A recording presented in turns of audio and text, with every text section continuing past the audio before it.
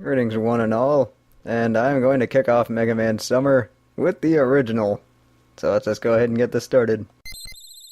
Now, this is going to be a bit more of a casual run, so a lot of people like to do Cut Man or Guts Man first. I'm just going to go ahead and do Bomb Man first. And, with this game, it's a lot different from all the other ones, and I'll explain more once I get to it. And this is going to be mostly a casual run of this game. And the reason for that is, I'll just play it as if I was having fun with it, and which is kinda odd considering that this is probably the last classic Mega Man game anybody would ever play for fun. And there are plenty of reasons for that. One of them, it is a lot different than all the other ones. It is actually also a lot more frustrating than all the other ones. And a lot of the things with the controls, especially the physics in this game, are much different than all the other classic Mega Man games. And one reason I decided to just play a bunch of Mega Man games was I did watch a bunch of other guys that I am subscribed to do their own binge worth of 8-bit games. And I've been playing a lot of 8-bit games the whole time I've been here. And I think my first 16-bit game is probably going to be Mega Man X, but we'll just get to that when we get to that. But here in Bomb Man stage, it's a lot of quick platforming and a lot of spikes to jump through. And we get our first encounter with Sniper Joe. And with this first stage, it is pretty, I guess, straightforward and totally not bullet bills. But with the way the physics are in this game, you do get a little bit of sliding, and I almost died there. And also, whenever you're dropping down from a ledge, you do drop a lot faster than you normally would in the other games. And since this was the first one, they tried to model it more off of other games, such as Super Mario Brothers. So, also it is 1987 technology, so the physics are going to be a lot different in this game than the other ones. So really all I'm doing here is just climbing ladders and avoiding spikes. And also in this game, you can't get hit and then land on spikes because otherwise you die regardless. So let's just wait for this guy. And yeah, other than that, we're pretty much close to the end of this stage. And one of the reasons I decided to do Bomb Man first was I just want to get everything in one go around. And I just need to shoot this guy. Or whatever Clement calls him, like Battery Joe or DVD Joe or whatever the heck he's looking at whenever he records these games. And with that I got an extra life, so that's always good. And extra lives do matter somewhat in this game. You do get unlimited continues, which is always fun, but there are no passwords in this game, so this is actually the only Mega Man game that doesn't feature any kind of saving in some way, shape, or form. And there are also enemies in the shutter doors, so that's just something you have to keep in mind. So with that, here we are at Bomb Man, and Bomb Man's a little bit peculiar in which he actually tries to get away from you when you go towards him, because the other guys usually go towards you or try and jump into you in some way, shape, or form, because this is a video game. You're the only one who gets hurt whenever there's a collision. So with Bomb Man dead, let's just collect the orb in, call it a stage. And a lot of people, whenever they do these Let's Plays, either do 1 or 2 stages at a time. I'm gonna try and do 3, so I can just get through the first 6 bosses with no trouble whatsoever. So now off to Guts Man. And no, I'm not gonna do the darn thing. And the clear points are just randomly decided, and they removed that after 2 because they figured it had no purpose, so...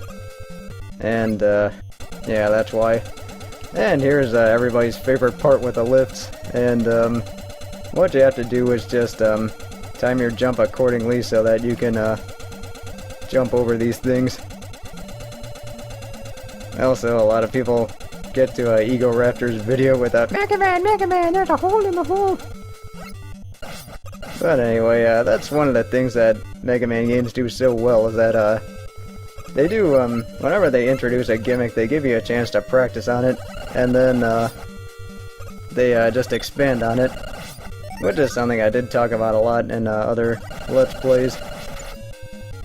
And, actually, once you get past the lift with the rails, the stage is actually pretty easy. And, yeah, just, bladers you have to worry about.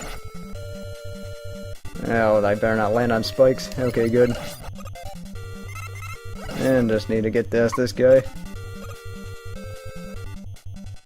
And, yeah, that's one thing Mega Man games do really well, is that they do make it so that you don't really have to, like, do any deep thinking in order to, get past anything. And I didn't really have much of a chance on that one, so I just ended up taking the hit. And then these boss shutters, it's pretty straightforward like usual. Just shoot the mid-tools. And here we are at Gutsman. And what Gutsman's gonna do is he's gonna jump, and then you have to time your jump right, otherwise the ground pound effect ends up taking place. Like that. And you're just a free target for his rock. And with 3 bombs, Gutsman's dead, and we get his weapon.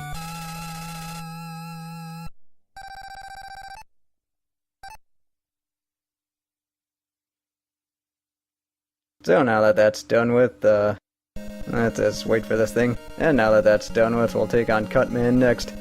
And a lot of people like to go to Cutman stage first, and there's a pretty good reason for it, even though it is some tough platforming with spikes and whatnot. This stage is pretty straightforward. There's going to be a lot of just running and shooting more than anything. And there actually are a lot of ladders in this stage. And those red things I'm collecting are just bonus points. And probably should have mentioned that earlier. But yeah, points don't really have a purpose for this unless you're like trying to do some scoring competition with your friends or something. Which I'm not really sure why you would be doing that, but I'm just getting off topic here. I mean, it would make more sense if you got like extra lives or something with a certain amount of points like in a lot of other games. But at the same time, they just decided otherwise. I just need to wait for these guys to open up and then end up just shooting them. Well, so much for that. And those guys just fly out. They're really not that big a deal. And yeah, with these Mega Man games, I'm just gonna play them a lot more casually. Like, I'm not gonna be doing crazy stuff until we get to Mega Man 2 and 3, where I'm just gonna take on bosses in the most ridiculous orders that'll enrage everybody who watches these. And let's see, with these guys, they just like to go back and forth, and they do make it a return in Mega Man 10, which begs the question as to what took so long. And let's see, all I need to do is just go up here, and there's going to be more of these guys. And since this is a 1987 game, there's going to be a lot of slowdown. And also you can grab these blocks and just throw them at enemies. But yeah, getting back to what I said about the game, just showing you what needs to be done and how. You don't really see that many games doing that. I mean, normally in newer games right now, there'd be like a huge tutorial over like how to play the game. I mean, in the early days of the NES, it's just you picked up a game and you played it. I mean, there was really no other way to describe it, and then you just develop strategies as otherwise. And later on, I'm gonna get into some more philosophical rants about like how games don't do that. And yeah, that power-up just clipped through the wall. But frankly, the only other game the only new game that really got that right was Catherine. And the way they did that was whenever they introduced a gimmick, they would show some other sheep screwing up and getting killed by it ahead of you. So then you would know what you were up against. Alright, let's see if I can make it through this guy this time.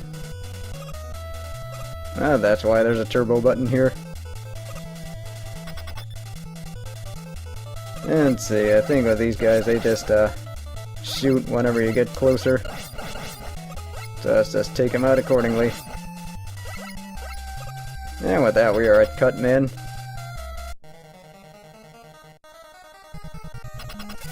So let's see, what we need to do is wait for him to shoot. And then just show up. And yeah, this is what I meant with the other bosses that like to jump towards you.